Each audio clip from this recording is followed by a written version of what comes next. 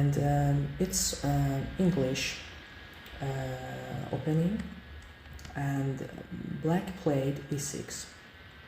You know, black could play c5, or spassky could play e5, but he decided to play e6, and they call it English opening Agincourt defense, if I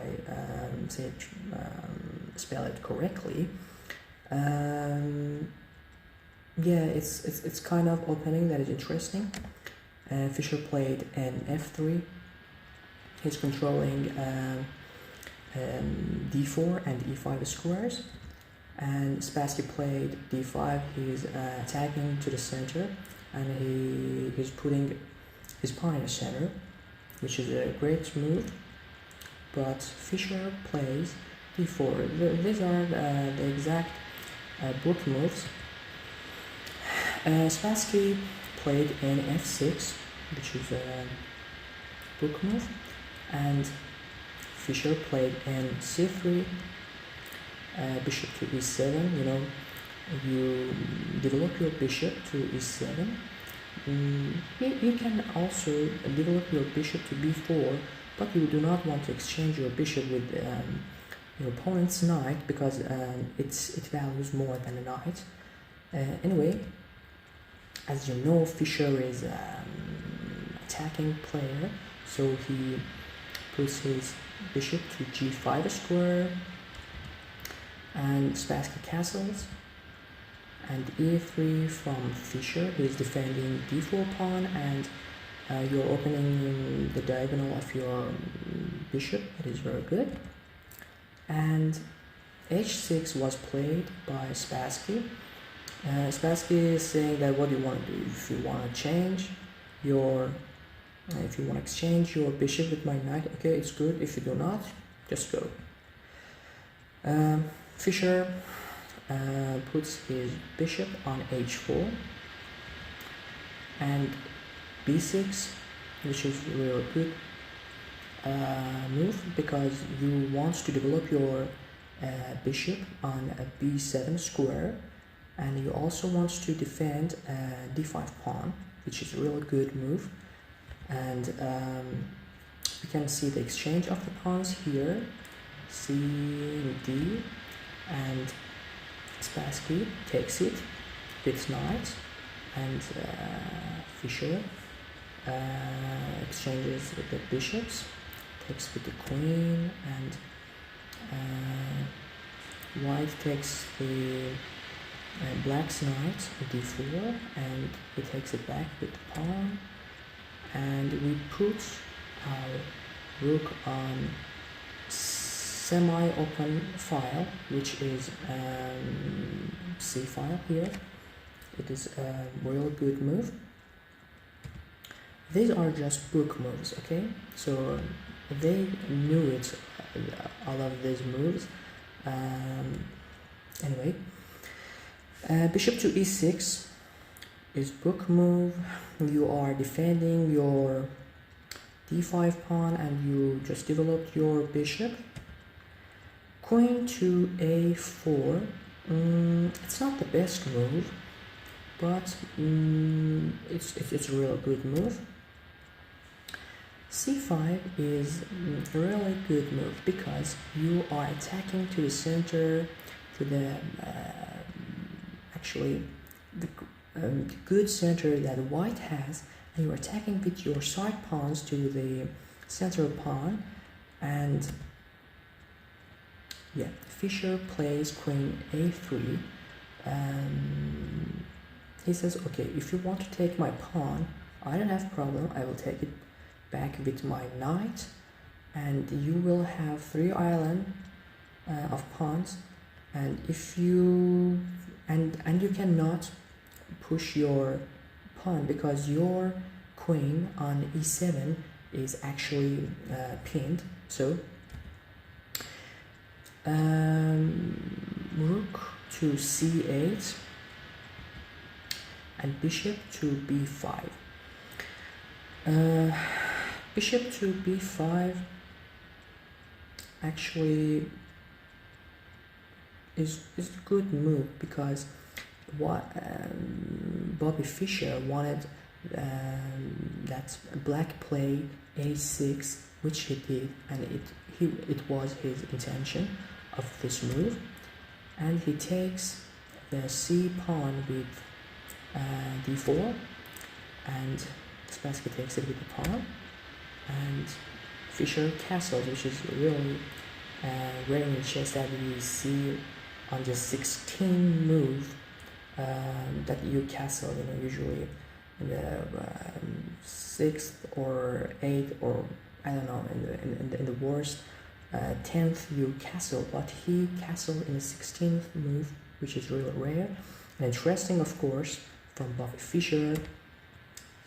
Spassky plays rook to a7, and bishop backs to e2, because now rook has a defender, the queen defends the a7 rook, and a7 rook defends queen, so the c5 pawn is no more pinned by the white queen.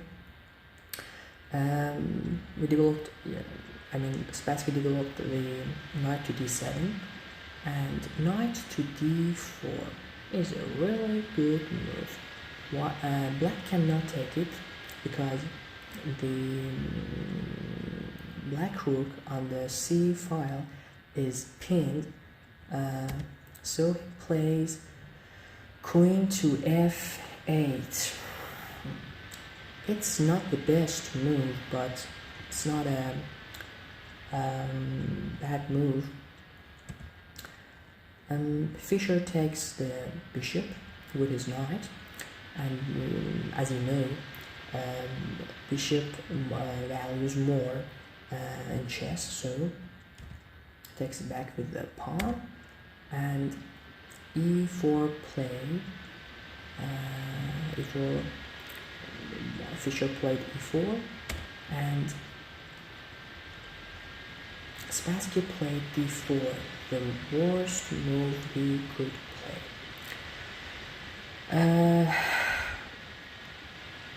Instead of d4, he could play queen d6, which was a really good move. Now Fischer plays c4, and he get back to the center again. And Spassky played queen to e7, Fischer played e5, rook to b8,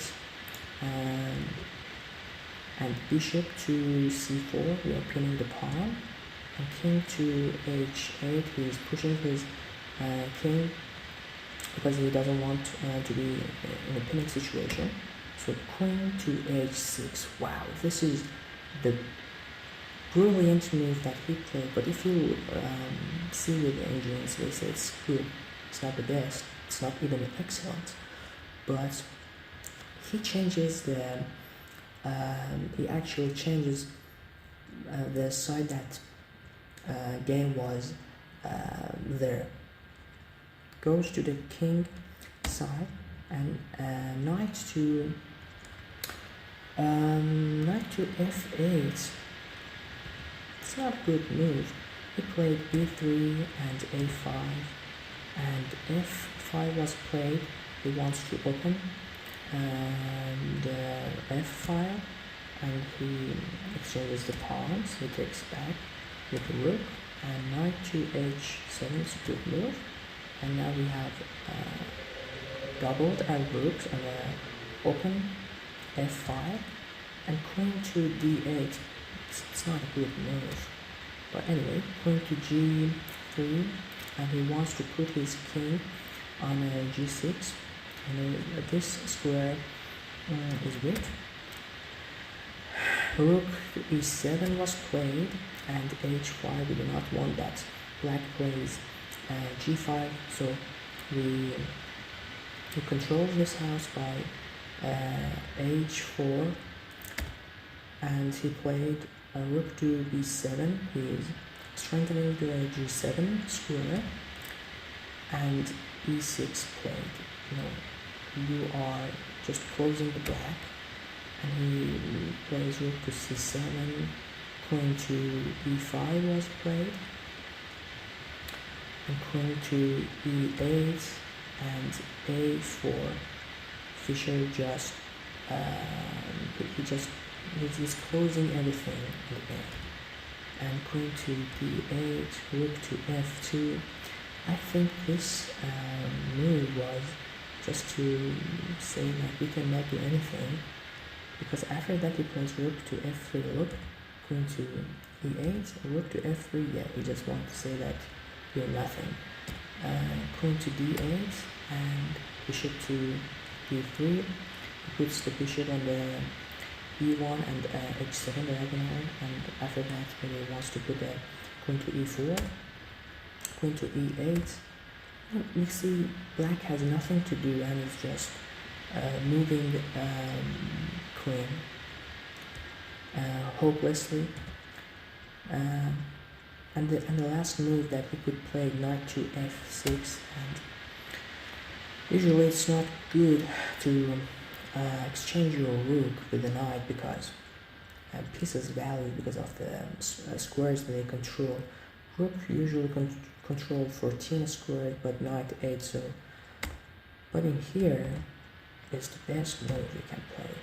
And king to g8 and bishop backs to c4 to protect e6 pawn, because e6 pawn is really valuable, because it is just, you know, closing everything for black. And king to h8 and queen to f4 says I'm getting your pawn on h6, and black resigns. Thank you for watching our video. If you subscribe, it gives really good energy to us, and thank you and goodbye.